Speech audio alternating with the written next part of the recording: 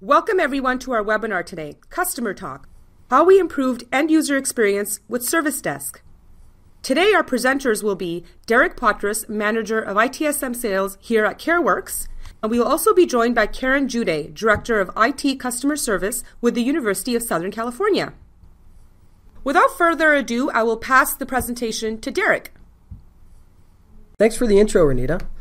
I just want to start out by thanking everyone for joining Karen and I today. We understand how difficult it is to find an hour in the calendar these days, so we promise to be mindful of your time and jam as much value into the next 45 minutes as we can, so you can walk away from today's session feeling your time was used wisely.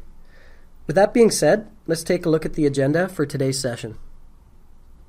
What we're going to do here is we've prepared the webinar to be about a 40-minute runtime. I'm going to begin today's webinar by reviewing some of the key drivers for leveraging a partner to provide Service Desk and what we're seeing as industry trends. The next section is going to have Karen Juday, as I mentioned, the Director of IT Customer Service with the University of Southern California. She's going to discuss with us today what her help desk looked like about a year ago, sort of the pains that she had at that time, and really the benefits that she's seen by bringing in a partner to help with her Service Desk delivery model. After that discussion with Karen, we felt it would be valuable to provide you with some key questions to ask and important mistakes really to avoid when selecting a Service Desk partner in order to ensure success. What we're going to do is just wrap up with a brief overview of who CareWorx is and what we offer, so everyone on the call has a quick understanding of that. And as mentioned, at the end, just leave that 10 minutes to address any questions that come up. So, is Service Desk critical to your business? Right, and that's a question really I want to start with, because I think the answer for most companies across the industry, and across sectors is yes. And we live in a world today that's always connected, where we want instant service, right? Anytime, anywhere, and that puts a lot of pressure on IT organizations, and specifically, right, the front lines, to not only always be on, but be extremely effective. And to deliver an extremely effective and always on sort of 24/7 service to your end users and customers is not only difficult, but it can also be really costly.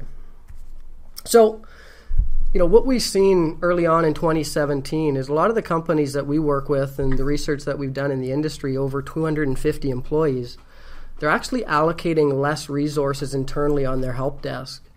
And what we found last year when we look at the customers we worked with, as well as, again, industry in doing some research, 2016 was the year that more companies than ever extended services to a third party to deliver level 1 support to their staff and customers. One of the big trends that we're seeing is companies are no longer willing to invest in offshore solutions for this service just to save a few dollars. They're really focusing in on the value of the service and what they're getting out of it. So I thought some drivers for partnering on Service Desk would be good to cover. We hear these a lot. We did some research within the industry. What we hear and what comes up a lot is, are you considering hiring more full-time employees, right? And this arises a couple ways. Sometimes as turnover, and the average turnover in IT is about every 18 months or so, so you do see a lot of churn. Or as the load increases, right? As more and more is demanded of us, obviously the pressure rises, and we feel like maybe we need to staff more to take on that. And as well, we have organizations growing. So as the organization grows, the needs grow, and the emphasis on Service Desk becomes more and more. The difficulty is finding people that are customer service focused and technical. And to fill level 1 positions can really be challenging. And then there's the issue of training them, not only initially on the knowledge base and the organization and the types of environment that you deal with, but as well the ongoing training and keeping them tooled up. Another big trend we're seeing is companies searching for cost savings. Obviously, that's always high on the C-level and the executive suite. And the competition in today's economy is fiercer than ever, and IT organizations globally are sort of searching for the strategic methods to drive out cost, time and effort. At the same time, they're trying to increase the overall customer service and support experience. So Many organizations are becoming laser focused on their core business and activities that are required to make them successful in the current competitive landscape. It is well known that outsourcing business processes and certain IT operations has become a significant trend over the last several years. In fact, Bruce Caldwell, who's a Gartner analyst, one of the principal analysts with Gartner, believes that companies can generate anywhere upwards of 20 to 30% cost savings on internal operations through partnering with a third party for service. So that can represent a substantial savings to an organization, which cannot be easily ignored.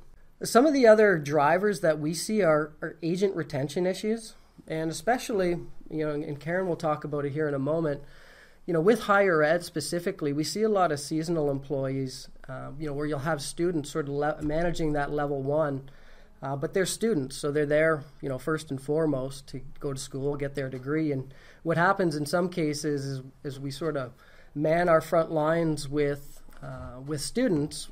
Exams come, things like that. What happens is their availability gets shortened and really cut off. So we really see, if that's a situation that a lot of higher ed is dealing with, and we see it in the marketplace, then, it's a good place to stick in a service desk to help with that.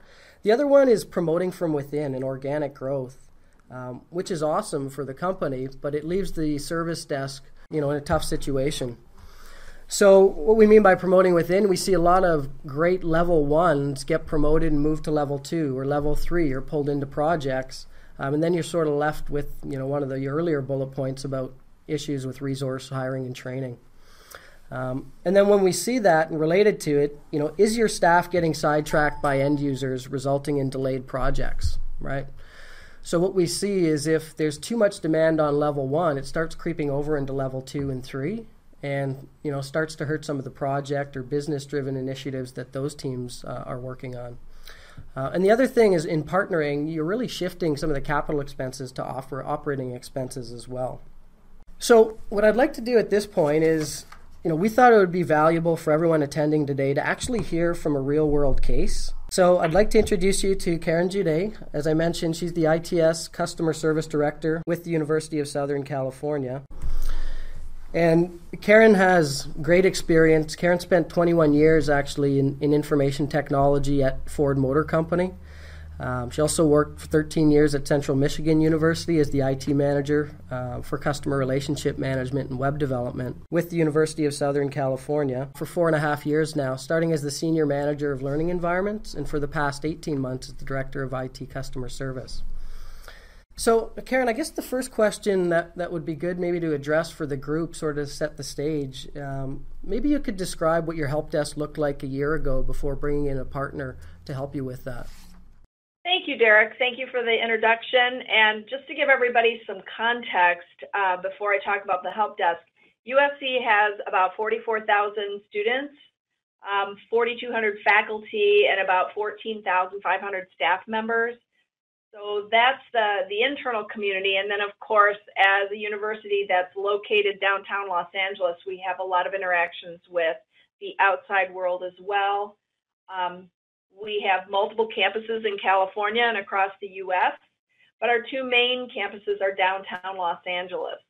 So our central IT service desk supports things like account setups and password changes, security and systems access, network connectivity, enterprise applications like email, telephone and data services, financial business systems, and some desktop support. And our help desk staff includes a manager, 9 full-time agents, and 25 to 30 part-time student workers. The team handles about 100,000 calls and 28,000 emails per year. So that's just to give you an idea of roughly of our size. So about a year ago, our frontline team was working Monday through Friday, 8 a.m. to 7 p.m., and Saturday and Sunday, 1 to 5 p.m. To cover those weekend hours, we had a full-time staff member and 2 student workers that were scheduled to work 2 4-hour days. And then the full-time staff member had to be off on a weekday to make up for the hours they worked on the weekend. This was a rotating schedule among the staff. So, and on every week we would have a day where we were short-staffed. It sounds like with that volume, you may have had many pain points at that time, but can you tell us maybe the top 3 pain points for you at that time when you started, maybe looking for some help and some partners to help out? Sure. So, probably the biggest pain point was not really on my group, but it was on our 24/7 operations center. So during the off hours, when we were not staffed on the front line, those calls rolled over to the operations center, who was also responsible for monitoring systems, server maintenance, incident management for any major service outages. And the frontline calls coming to them after hours and on the weekends just added a burden, which kept them from being able to perform their primary duties. And then, corollary to that is that the customer satisfaction with the after-hours service was quite a bit below that of our primetime service. To be fair, that's because the operations center couldn't really provide the same level of service because of their other duties. And then finally, tying up one of my full-time staff members on the weekends left us short-staffed during the week. So I've already mentioned that, but the call volumes are highest Monday through Friday, and sort of 10 a.m. to 2 p.m. is really our peak call time. So having someone out on a weekday put a lot of pressure on everyone else who was there, and also led to more abandoned calls and longer wait times for the customers.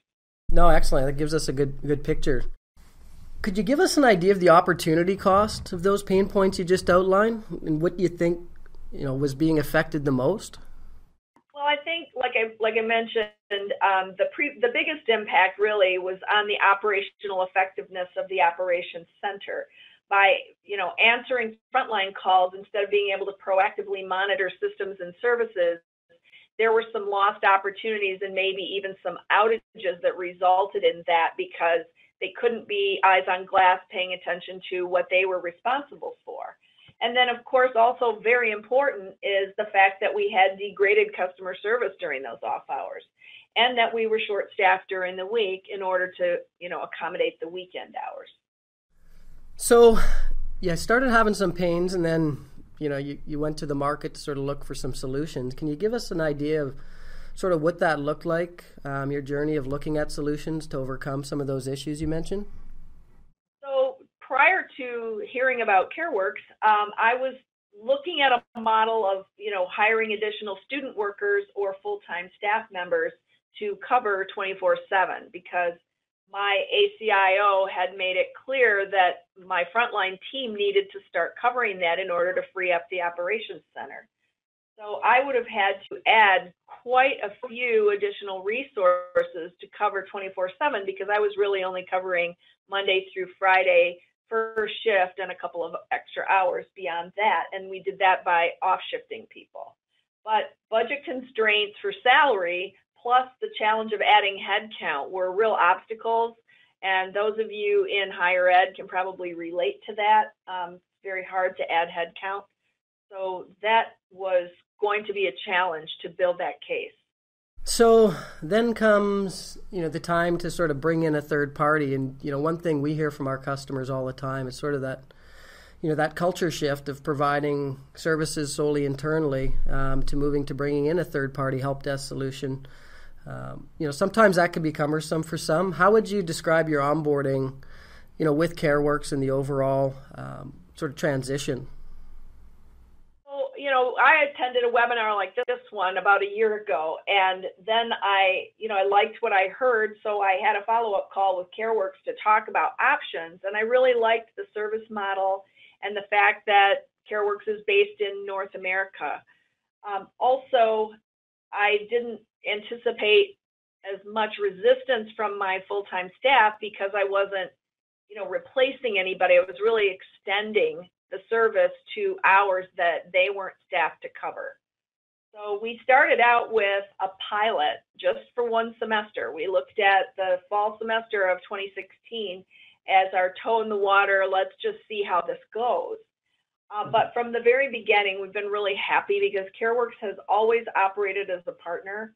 We gave them an initial set of knowledge articles for our most common types of calls, and provided an initial training session. And from that point on, they have shared that information, and any new knowledge articles that we need to share with them, they just pass that along to the staff.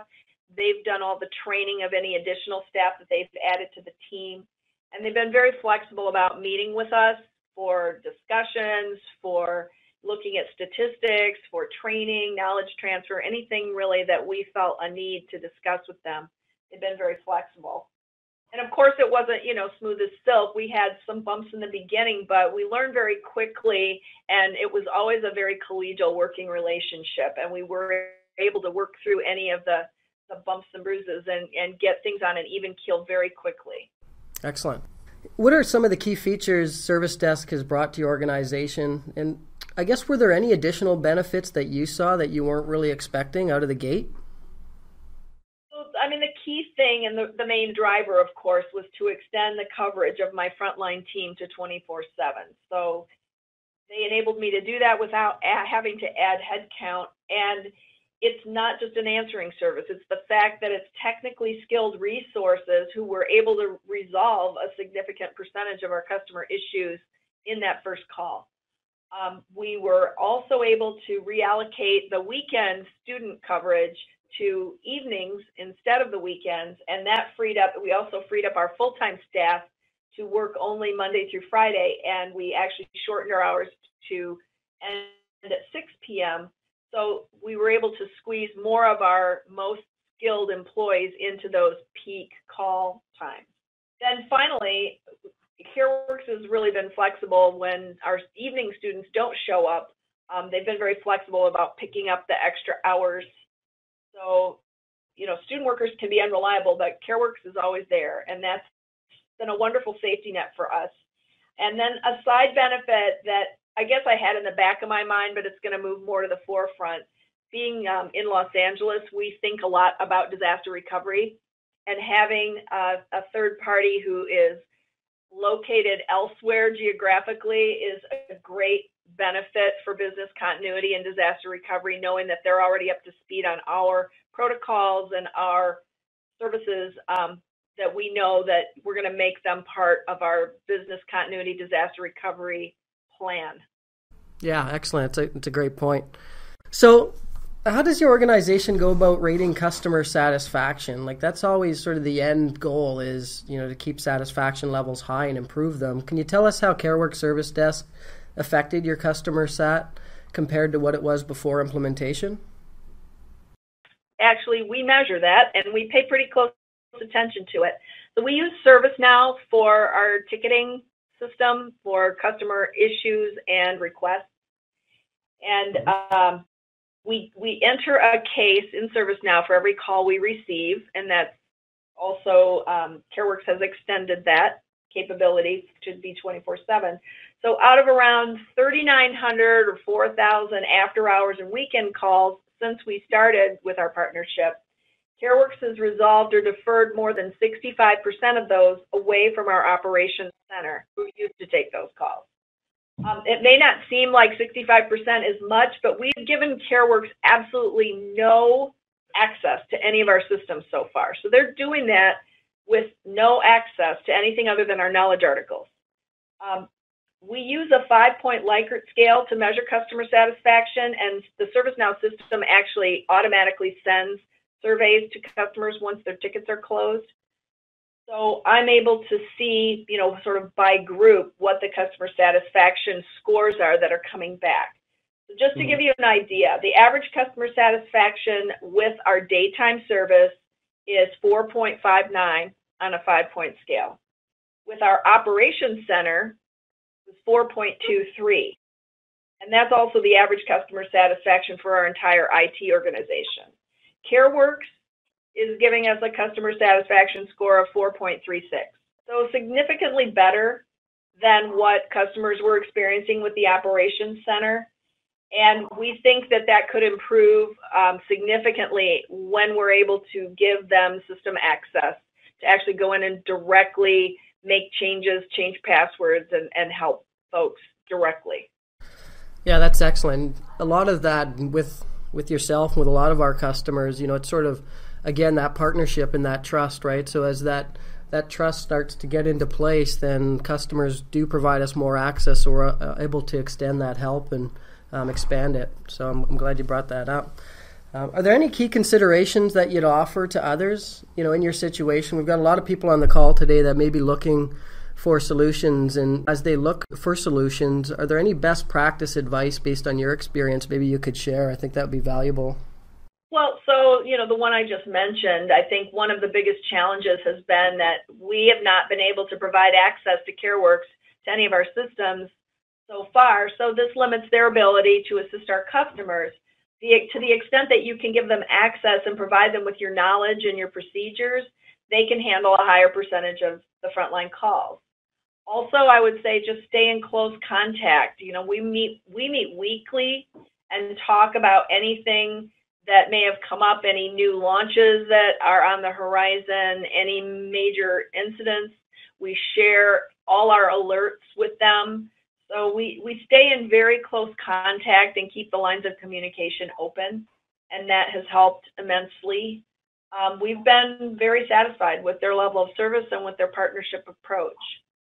I just want to thank you for being so open and candid. I think, to have these sessions and have it from a customer perspective as opposed to, the solution provider sort of just talking about themselves, I think really resonates. So really appreciate you taking the time to jump on and do this with us. It's certainly appreciated, and I'm sure the people joining the webinar appreciate it.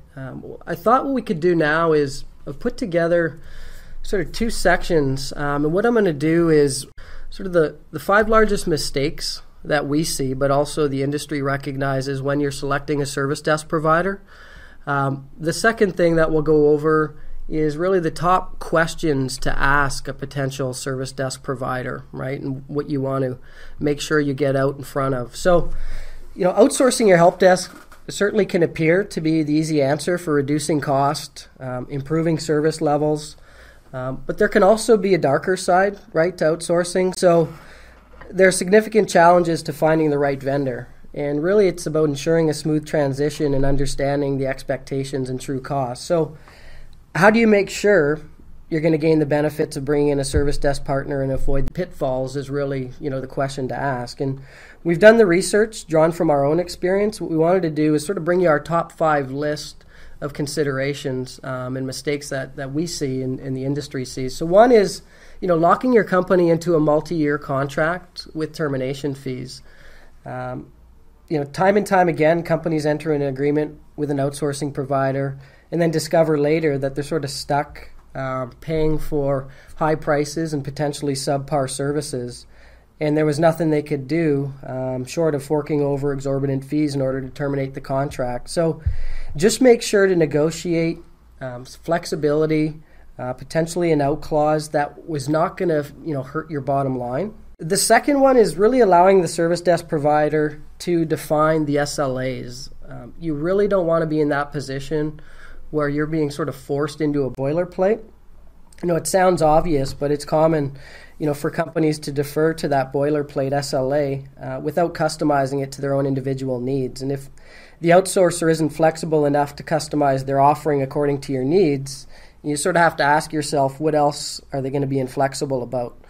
So make sure you're actively involved in setting your own SLAs customized to the needs of your business. Choosing based on price as the determining factor. We've all heard that adage, but in this marketplace, it's very true. Today's business climate, price has taken more of a predominant role in companies' decision-making processes. It might be all right when you're comparing PCs, but outsourcing is such a multifaceted service. It needs to be a partnership like we've been talking about between two companies coming together. So the lowest price should be seen in the service desk space usually as a red flag. There's a few things to look for. Often the lowest price company doesn't understand the full extent of work required. So they haven't done enough due diligence to know how to properly support you. That's why they're coming in low. The other is planning, like they don't plan to provide great service. Sort of their SLAs, you're going to get mediocre service. Or they plan to make up for it. We see this a lot when we work with a new customer coming from an incumbent, is the company makes up for it with extra charges, right? So if it seems too good to be true, it's that old adage, it probably is. The other one here is paying on a per user or device basis. and not on usage. You really want to align with a partner that's going to basically set up the service based on your usage. And usage is going to change, and the education sector is a great one. As Karen talked about, sort of the staffing times and peak times and the peaks and valleys. You don't want a constant price across those, or you're really going to be shortchanging yourself. And then the last is not choosing a provider with a well-defined IT service delivery model where really service desk is all they do. Because if you're looking at potentially extending, as Karen mentioned, providing more and more access and potentially partnering or getting a co-managed service provider in there, you want to look at your long-term goals as well and see if that provider can provide those down the road for you. I'll just put these up here. I won't go through everyone in detail. Like I said, we're going to send these along, but these are the questions that we've compiled that I think would put you in a real good position if you're going through this process. So, one, how long is the contract and what does it cost to get out of it? Right? Are your SLAs fully customizable?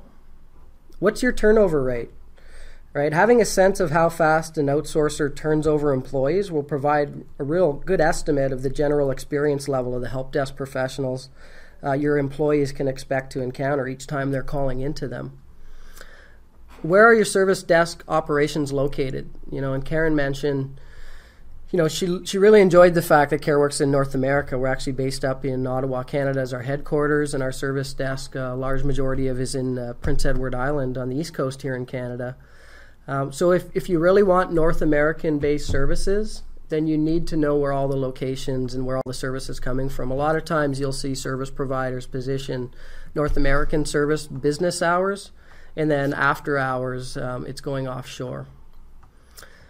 What kind of reports do you provide to enable transparency? This is very important because if there's no accountability or transparency, you can't gauge how well the service is going. We talked about customer service levels and customer satisfaction results.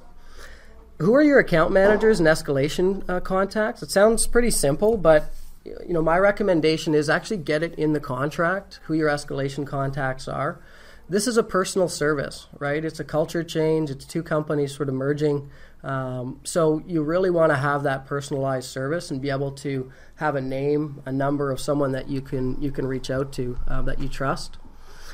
What tools do you use to service your end users and customers? You should be looking at the service provider really as a trusted advisor, but they should also be in a position where they've got the best of breed tools. You don't want to be going backwards, and that service provider should at least have better tools than what you currently have in place for managing your environment. The other is offering flexibility in service desk applications and ticketing systems. So Karen mentioned they use Service Desk, right? And some companies have a one solution fits all, or service desk providers will say you have to use our system. And the problem with that is if you're only doing co-services, so you're only outsourcing a component, you can't expect to change your whole IT infrastructure and service management tools to do that. How will you capture our unique information, and how long will it take to get up to speed? That's a really important one to know, because this one gives you an idea of how vested they are to onboard you properly and get the proper knowledge base so they can handle the calls that come through. What kind of additional projects can you handle? That's on the last slide as well, is you don't want a one-trick pony that's only doing one thing. If they can expand the services and help you out down the road, as I mentioned, there's a lot of turnover. About every 18 months, we see IT personnel turning over.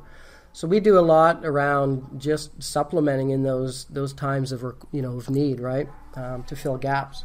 And then what percentage of your customers renew, right? That gives you obviously a real good indication of the quality of the service, is their renewal rates. So we sort of flipped the presentation around. What we wanted to do was talk about the story, hear from Karen, from a real world experience instead of talk about who we are and what we do. I think it's important for you to know, but we just wanted to touch on it here towards the end. So CareWorx is a top 100 global MSP. We're actually ranked 28th in the world. We're based here in Ottawa, Canada, as mentioned, and we specialize in ITSM and service desk. As well, we can do straight through from level 1 all the way through to level 3 support. So really when we specialize in 24 service desks, service management, IT automation and technology solutions. So we really help customers assess their existing infrastructure and situation and then deploy new infrastructure or services to help them better manage that environment on an ongoing basis.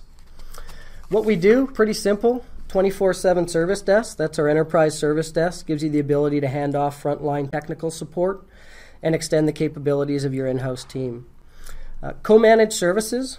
So what we do here is we really allow your internal IT department to extend their capabilities through a partnership approach. So you handle what you want to do and what you're good at, and then where you don't have core competencies in-house, you can lean on us to help in those areas. Managed ITSM is, Karen mentioned ServiceNow. We actually use that on our team, on our service desk team and operations team. We've built out an instance that we call Grand Central. That's built on ServiceNow. So think of it as ServiceNow as a service, or if you put it into what it might be like in the marketplace. Think of what Microsoft's done with Office 365. We've really done that with ServiceNow, just making it as a service available online and easy to get into. And then the last is obviously because we do so much to help our customers support the infrastructure, we also provide infrastructure, so hardware and software to do that. So I'll just put up these numbers. Not going to talk to them, but I think it's important for you to know that we've been in the business a long time. We manage a couple thousand customers and over 1 million end users across our different service offerings. So when we talk about IT transformation and what we do day in, day out, this is really a good depiction of what we do. So this is based on Gartner's maturity model. And it's really looking at when we work with the customer, we onboard them, where they're at in this maturity model. Are they doing a lot of reactive service, right? Is it technology focused with ad hoc tools and processes? And we really work from left to right on helping the organization mature in that manner across all our different services, so whether it's service desk or managed services. I thought I'd just put a couple bullet points up around the service desk service itself. It's always good to practice what you preach. So when you look at the service desk offering, some of the main bullet points that stand out to our customers is we do have a self-service portal. So if they don't have an ITSM solution in place that they're happy with and they may be looking at other options, we can have a self-service portal designed for their end users to go in, submit incidents, look at incidents, track them. And really give them a great end user experience. As Karen mentioned, we're all North American based support. So we've got offices in Ottawa, we've got offices in London, in Orangeville, and Prince Edward Island. And then we're really on a model for service desk of pay per usage, not per user. So especially in higher ed, but across all of our customers, the service requirements change. Sometimes that can be monthly, quarterly. Organizations are growing, contracting, so we can move that bar around to make sure you're only paying for what you're using, and we don't ask for long-term contracts. We do have bilingual support if required in English, French, and Spanish. And we open up a number of mechanisms to contact our support through phone, chat, email. We've got awesome tools for remote control, remote assistant, screen sharing. We talked about 24/7, and in Karen's case, that was really sort of filling those gaps. We also offer business day support, so if you want to shorten that. But what we found, our experience is having the 24/7 available, and the cost of our service doesn't really differ between business day and opening it up 24/7. What you see is by having it 24/7, a lot more consistent flow within the group because people aren't waiting until the service desk opens to get tickets in. They can just put them in this world that we live in when they're experiencing the issue. And the other thing is guaranteed service level agreements that we build with you. So we don't say, here's what it is. You got to map to it to say, what do you want to see? And then we map to what you're looking for. So we've got some samples that we use. If a customer doesn't have an idea out of the gate, but what we want to do is understand your existing customer service experience and then always start out by improving that. So sometimes customers will take steps, right, and move from left to right here and improving over time the service level experience as well based on where their current experience sits. But I just wanted to give you a feel for some of the samples, but the idea here is to take bits and pieces from each, customize it, and make it your own SLA.